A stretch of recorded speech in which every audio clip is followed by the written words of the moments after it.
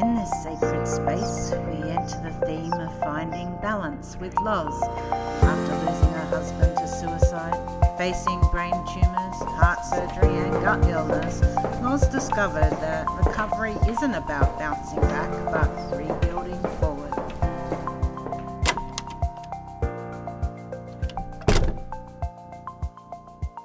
Loz, can you share a little bit about your experience, the loss that you've gone through, the illnesses that followed that, and the shift in your relationship with yourself and your body?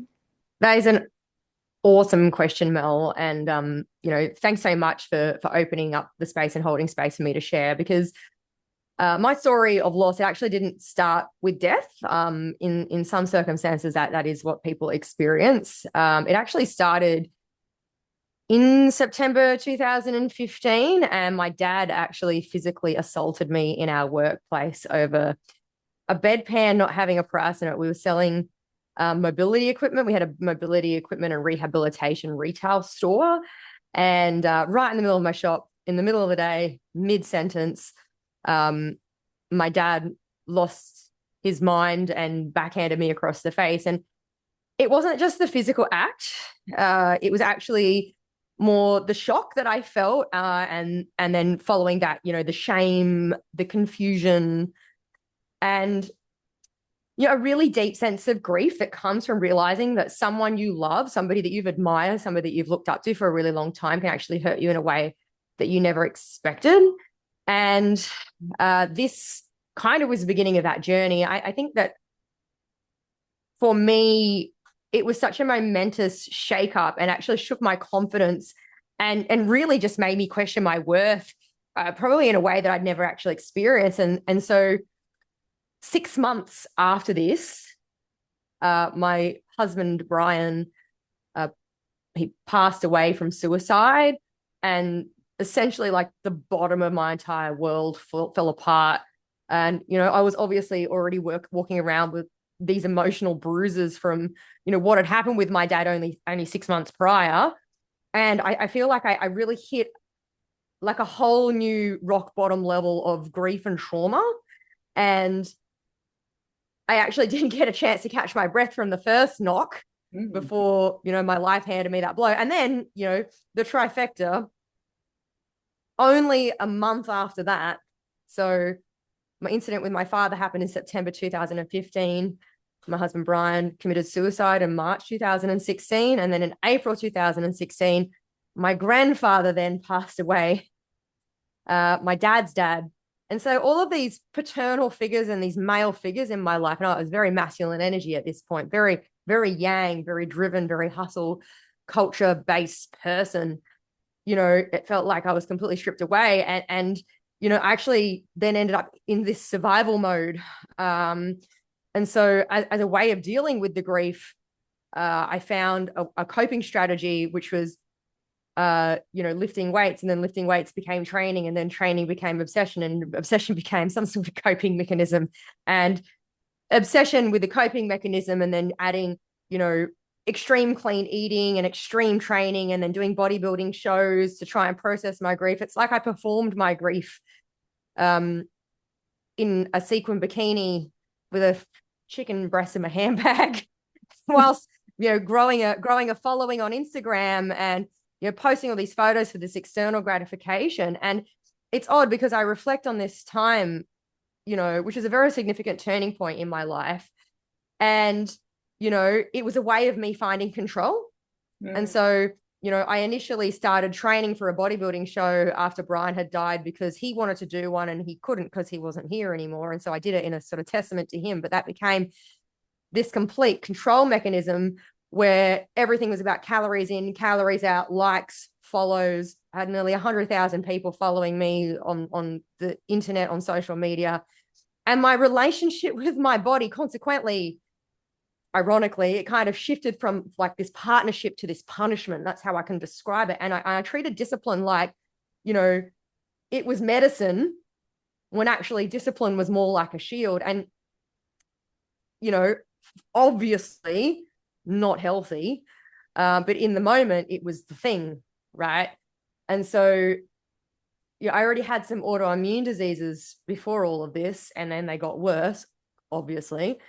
And then it was like my body had finally just gotten to this point. I was sort of 14 months into this bodybuilding thing, this obsessive phase of my life. And my body just was like, you know what, enough, you're done. And it made me kind of face everything that I'd been avoiding for so long. And I think that loss, it kind of taught me, you know, to kind of detach from my needs, I think. But then illness then forced me to reconnect with them, if that makes sense. Yeah, it does, because that's part of self-love, isn't it? Like we have to connect with ourselves in order to feel again, because we've been numbing our trauma and our loss. Right. Yeah. Yeah. And you know, like today I look at where I am now, and you know, I treat my body completely differently, and I don't treat it like a project. I really treat it like a companion, because it is, you know, and it's carried me through all of the trauma and the grief and the stress and the loss and the inflammation and all of the fear. And I think I've realized I'm 40 now, whether you're watching this or listening to this from the future or the past. At this present time, I'm 40 years old. And, you know, I've realized that my body actually deserves care, and it deserves patience, and it deserves understanding. And losing that sense of safety, you know, losing Brian, my dad, and my grandpa, and then losing my health, it kind of, it all pushed me to finally listen instead of push against it, you know. So I was kind of forced. And, you know, I find that, you know, using these control mechanisms like the clean eating and the fitness and the obsession and the social media addiction that I had, you know, it was kind of like an armor, and it was a way of staying in control, you know, when everything felt like it wasn't in control. But ironically, that armor kind of became this cage that suffocated me. And so, you know, I think grief in itself, it kind of made me really confront parts of myself that I'd been avoiding, that I hadn't even acknowledged existed. You know, and then, you know, I went from partnering with it instead of punishing it. And instead of asking how hard can I push now, I think the question that I normally ask is, you know, what is it that I actually need? And that is the inherent shift. And it's interesting. I talk about this a lot. I have a TEDx talk that will be going live soon. And it's, you know, about how my husband's suicide was basically the best thing that ever happened to me, because, you know, it really was that moment in time where I got to choose. Yeah. And that shift is such an important part of like finding grounding and learning that resilience. So then what did you do with all that, the gratification and the social media and the things that were piling up? I mean, I would feel like the pressure and stress of that. Did you just give that away, or did you continue part of that in a different form? Yeah, initially. So I got to a stage where, you know, I was seeking all this external gratification to sort of keep me going, because, you know, that feels like something solid when you've lost everything, right? Like a social media following of a bunch of strangers that you've never met in any kind of the world, that's really just looking at you because it was tits and arse shots. I mean, I can't pretend that's not what I was posting, you know. And, you know, now we have OnlyFans and people pay for that, but it was there for free. And so it's interesting because there was specifically a photo that I posted, and it was on the edge of very inappropriate. And the people that I love the most, my nearest and dearest, had sort of come to me and said, what is this? Like, what are you doing? Like, why are you making money out of this? Which I wasn't. You know, what's this for? And, you know, when multiple people have said that same thing to me multiple times over a very short period of space, I was like, oh, okay, like maybe I should listen. Feather brick bus. And I just stopped. I was like, actually, you know what? You're right. I don't know what this is for. This is a coping mechanism. It's a crutch that's clearly not working. And, you know, I went cold turkey off social media for a period of time. Like it was a couple of months. And in that time, I made some inherent decisions to shift my focus personally. And so, you know, at the end of my bodybuilding stints, it's funny, I had a coach, and the last piece of advice that coach gave me, which was a penny drop moment for me to realize how toxic a culture I was stuck in, It was a day before I was hopping on stage, the night before actually, and I wanted a glass of wine. And my coach had said to me, babe, why don't you think about snorting cocaine? Because there's no calories in that. And I was like, oh, like actually, what is this?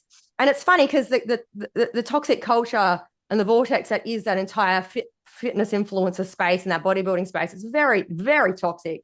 Everybody that's in there is doing lots of things and it's very normalized. And so it's all about aesthetic. It's all about striving for a look and an ideology that's not actually attainable without normally some sort of pharmacological intervention or performance enhancing things. And I was a natural athlete competing against all of these other athletes that were performance enhanced that I didn't know.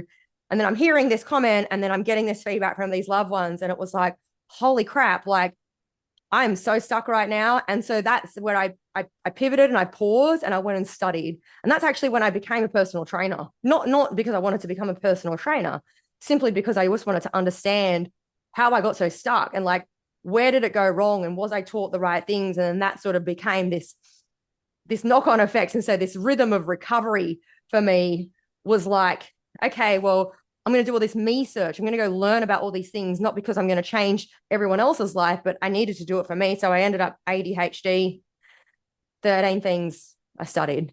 So I have 13 qualifications. It's really odd, but they span across, multidisciplines. So, things like fitness, nutrition, cognitive behavioral therapy, even things like breath work, Pilates, brain entrainment, understanding different brain states, sleeping, there's a whole bunch of things that I had to learn about me to help me. And as a consequence of that, that's when my trajectory actually changed because I realized, wow, like this stuff's really interesting and people aren't doing this. So, it was an unfolding rather than a comeback after that. And then my content on social media consequently changed to align. And so there's kind of a rhythm in recovery of that, of slow change, like you really wanted to learn things so you can help yourself, which is something I can relate to. That's I've done all that too. A really important part, I think, of, the journey that you're going on. Was there anything particular in that signaled to you that you were pushing beyond balance and you needed to pull back and find that balance? And was there a particular moment, or was it was a slow journey? Yeah, it was a slow journey. It was a very organic journey. And I think it was just this realization that I just didn't want to go back to who I was before all of those losses, because that version of me, whether I liked it or not, was really tough on the outside, but completely terrified on the inside. And that version of me prior to all of the stuff was competent and incredibly competent, but super disconnected. And, I think that I was always kind of 10 steps ahead of my life because slowing down meant feeling things that I didn't want to feel. And so I kind of spent most of my life in that space. And so, moving forward and finding balance, I always believe that the pendulum swings, right? And when you zig so far in one direction, you have to zag an equal amount in the opposite direction to work out where the middle is. The meaning is in the middle. And for me, that was consequently what happened. It was like, wow, here's all this stuff that you have to deal with emotionally, this grief, this trauma, this loss, this insane sense of just purposelessness. And then, oh my God, my whole life is obsessed and built around these things. And so, in between all of that is where I kind of felt myself and found that balance. And rebuilding forward has been really about learning, how to exist without bracing for things and how to understand that grief just arrives in waves. And that's how healing arrives as well. And, there were days when I felt really calm and there were days when I felt really raw. There were days when I felt really proud and there were days where I felt like I'd literally undone all of the work of, that I'd done for months. And so this is life, right? And the juicy goodness happens between the polarities of life. And I think for me, realizing that, it's not all rainbows and butterflies, rebuilding forward is not glamorous at all. It's just small choices, right? Yeah. And it's small choices repeated over and over. And this is what I teach now, because it's those really unsexy habits that nobody thinks. I mean, everyone's talking about journaling and saunas and ice baths and, all this weird stuff, which is very great. But if you're skipping the basics, the really unglamorous stuff, you're eating and you're breathing and your sleep, your movement, your hydration, it's about choosing healing instead of hiding through those other complicated mechanisms. And it's about choosing honesty instead of high performance at times, because I feel like that's where the balance lies in integrating those things into your life harmoniously. And because life is a shit show, right? It's a battle, and we show up to battle every single day, whether we like it or not. That's what life has become. And so if you're showing up to battle with 4 hours sleep, dosed up to the eyeballs and a bunch of caffeine and whatever else you're taking, maybe drinking too much alcohol, you probably haven't breathed properly because you're sitting like a prawn at your desk all day. Yeah. And you certainly haven't moved mindfully, and you're not given two stuffs about what you've put in your mouth. How the heck can you expect to win that battle? You cannot win the battle. It's uphill battle the whole day. And so for me, that unglamorous, unsexy stuff is actually how I found balance, because the handbrakes in our life, and I call them handbrake habits, if we can just start unlocking those handbrakes, which I had to do, it allows us to do all those creative, awesome things that we want and find that balance and that flow and that synchronicity once we're aligned with ourselves. But it's very hard to be aligned and alive psychologically and emotionally if we're not even at a physiological level giving our bodies the minimum it needs. Yeah. And asking that question, what do I need right now? What's my mind brain, my heart brain, and my gut brain saying to me? And if we don't stop, and I'm seeing more in society that people aren't stopping, they're not getting off their phone, they're always engaged in some way, but they're not connected with themselves. Yeah. And it's getting worse, right? Yeah. We're so connected. We're so physically able to be connected that we're actually disconnected. Yes. We're so secure, but we're so insecure at the same time about everything. Yeah. Quite a frightening state. The irony. It is irony. Yeah. And so as what kind of purpose then anchors you today then in all that you're doing? Like, I would presume you would had to put the bodybuilding life and the people that you met, when you go into some of addiction, you have to, stop doing the things that made that addiction. Is that something you had to push aside, and then there's now other anchors in your life that's driving that purpose? Yeah, for sure. Because for years, my purpose came from basically just trying to fix myself in every way. And it's not that I don't try to fix myself. I just realize that there's nothing to fix. It's just understanding and living and flowing and feeling. So, I think through all the loss, every single loss that I experienced, it kind of added another layer of urgency and uncertainty. And, I really at that time wanted to be like strong and resilient and unshakable. I'd read every book on all of these things. I've listened to every podcast, had all these apps, because I believe that being like that was really the only way to feel safe again. And now I think that my purpose, it actually feels softer but stronger, and it's not driven by fear. And I think that's the big difference. It's actually driven by connection. And I want to help people, because that is what I feel called to do. Help people, avoid those traps that I fell into, and I want to show people that healing is possible even when life has knocked you down, time after time after time after time. And I want people to feel capable and confident and, supported in their own bodies, because, my purpose, which I've realized now, it actually just comes from lived experience, right? I've realized that I'm the person to go through the stuff, to be the beacon to other people to go, hey, don't do this. Don't do what I did. Maybe here's a better way. But, I've realized I'm resilient enough, and I'm tough enough, and I'm able, and I'm capable, and I'm kind enough to myself to realize that I can handle that. And, I think my purpose comes from those really dark moments, those dark nights of the soul where, I didn't know who I was anymore. And I think that my purpose now comes from rebuilding breath by breath and brick by brick and moment by moment, every single piece by piece. So, it's listening to my body after I ignored it for so long, because what, the body keeps a score, right? I don't give a shit what anybody says. Your body keeps a score, whether it's kept it now or it's going to keep it later. At some point, all of the stuff that you haven't dealt with, it will catch up with you. And that shift, I think, is really, really simple.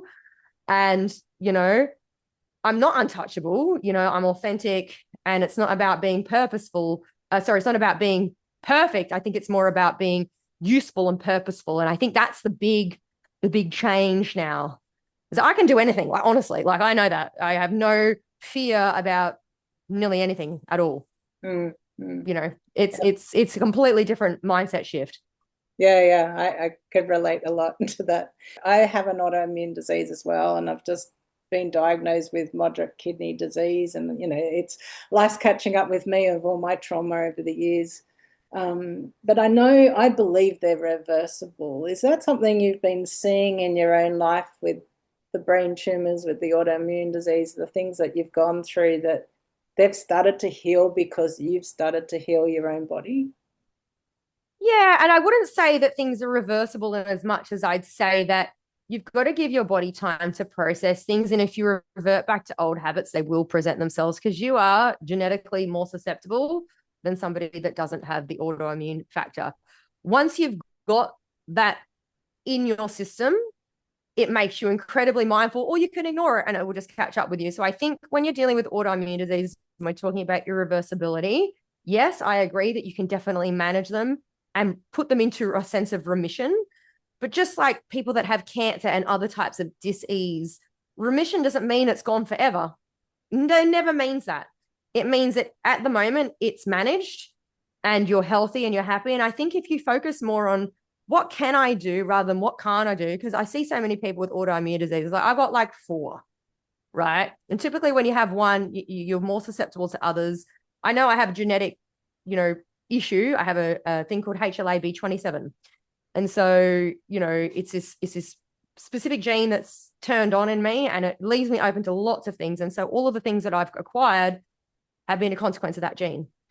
And not for want of not trying, I've somehow, in those moments of overstress, whether it's physical stress or emotional stress, I've somehow gotten to those little windows of opportunity where these things have crept in, and it's just normally chronic inflammation. And that's typically what autoimmune diseases are. It's this chronic inflammation. And so once you recognize and listen, and I talk about the feather brick bus, which is like a Buddhist principle, like life starts tickling you with a feather, and it's tickly and it's and people don't necessarily recognize that that's a sign and a symptom that maybe some changes are needed.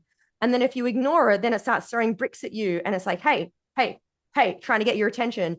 And you know what? We can bypass it, we can ignore it, we can turn the music up, we can take some drugs and just smooth it all over. But eventually life will hit you with a bus. Yes. And so if we think about life like that, you do not want it to escalate to the bus. You've got to start to recognize, right? And I say it's decreasing your threshold. So like we want to basically reduce our threshold for what's unacceptable. So what I find is like, if I stop exercising for whatever reason, I get about a 3-day buffer physically, where my body is okay. After 3 days, I actually get achy. I have chronic fatigue and fibromyalgia. Nobody would know that. I've been dealing with that for over 20 years. And in times of stress and crisis, I cop it bad. My body is horrible. It feels horrible to be in. But I've realized it's actually about a 3-day buffer zone. That's my acceptable buffer zone. Beyond that, if I don't move mindfully, and look, I'm not going to go flog myself with exercise, doing something unsustainable, but doing something that feels good, I know that's the limit of that. And same with eating. Like I have basically 2 days. 2 days, I can go without vegetables for 2 days. If I get stuck in the wilderness and all I can eat is dead animals, that would be it. But I would have to get some fiber in because my body that's its threshold of acceptability. And I find that we're so out of tune with that. We don't even know, because people have numbed themselves with this subsidized dependency and all of these things that they're taking, these crutches. And crutches are useful, right? But if there's no recognition of what the triggers are, it's very difficult to continue to manage that. So, with autoimmune diseases, it's the same thing. I think it's recognizing where we're at and going, okay, what can I do to continue down this path? But also recognizing that sometimes life throws you a curveball. We've got to have management strategies and protocols in place to then have harm minimization strategies, if that makes sense. Yeah, absolutely. And I think that's the power in finding that balance too, is like, if you're asking the right questions, but you're also looking at what is your threshold, where is those gaps, like you were explaining, physically, emotionally, socially, spiritually, all those things we need to be mentally. If we continue to find those and then do that to ourselves through life, and we will find balance. Like, I need to do better on that one. But, it's awareness, and consciousness is the biggest thing, right? As long as there's an awareness, we can do something about it. If we're at that pre-contemplative state of change where we're not even having a conversation with ourselves, it's very hard to change. And a lot of people come to me as a coach and they'll throw money at something with no effort or awareness around it, and that's not going to work. You've got to be at least a stage where there's an awareness, because without awareness, we cannot change. Yeah. We don't have choices. Yeah. I love, being more aware and then reframe those things. Like, how can I reframe that to be a more positive in my life? That's the way that I do that. And use it as feedback, reframe any failure as feedback. Yeah. Go, okay, like what could I do different next time? Instead of like, oh my God, why has this happened to me? Oh, what do I need in this moment? What can I do? What can I change? What choices do I have? And I think that whole change, that reframing, as you said, that is the key to being healthy, happy, and awesome. Yeah, awesome. In rebuilding forward, change the way you support others as a trainer and coach. Is there a message that you'd like to sort of like leave for us about balance, resilience, even self-love? Yeah.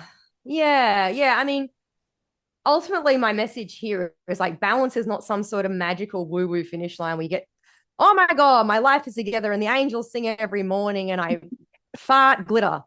Do you know what I mean? Like, that is not how it works. Balance is like wobbling on one of those really crappy plastic step platforms that are at gyms that you see while you pretend that you're meant to be wobbling. Do you know what I mean? Like, you're standing on it wobbling and you're like, hey, no, this was intentional. It's not. You tip and you lean and you laugh and then you come back to the center. And that's the point, right? Like, balance is practice. Okay. Balance is practice, and it's not a performance. And resilience, likewise, it's not gritting your teeth and powering through until you spontaneously combust. It's knowing those times when we should pause and when we should rest and when we should look at our life and go, actually, this is not sustainable for a human being with actual organs. It's giving yourself permission to stop way before that meltdown, before that bust moment and the flare up or the emotional crime scene, and I think self-love, to close, it's, it's not all it's not all rose petals, like self-love. It's not rose petals and doing mirror talk and doing affirmations. Sometimes self-love is literally putting yourself to bed at 8:30 like a friggin' nana. Sometimes self-love is drinking a glass of water before coffee instead of try to survive on, vibes or whatever. Maybe it's just saying no to people who drain you, even if they send you passive aggressive emojis. And it's really about treating yourself like someone that you actually like. Okay. Yeah. We're not treating ourselves like someone we're trying to impress, not someone we're trying to punish, but somebody worth taking care of. And if you're there listening, to this conversation, and you want to take something from it, just remember, like, you're allowed to make changes in your life, even if they're messy, even if you said you weren't going to make the changes, you're actually allowed to rebuild your life at your own pace. And you're allowed to choose habits that help instead of hurt. I think everyone's like wired to this idea of habits. People are talking about habits all of a sudden. And you definitely, and I'm a great example of this, you're definitely allowed to laugh at yourself. Because if we can't find humor in the shit show of this wild human experience, what we're going to end up doing is spending the rest of our lives just taking ourselves far too seriously, because, life doesn't need to be perfect. Yeah. It just needs to be your life, right? And if you wobble, just adjust it and then try again and keep going. And that's what balance is. And that's what resilience is. And that is what love is. Yep. And it's okay to fall off and get back on again too. Yeah. And graze your knee and get first aid. It's cool. Like, just deal with it. Wonderful chat, Loz. Of all the things that you've gone through, and I'm glad that you found something different in your life and how you can give back to others in a more purposeful way. Thank you so much. I really appreciate it. It's been an honor and a pleasure to chat. This is Dr. Mel Baker holding space with you in Living Reflections. May this conversation remind you to hold yourself with kindness and love.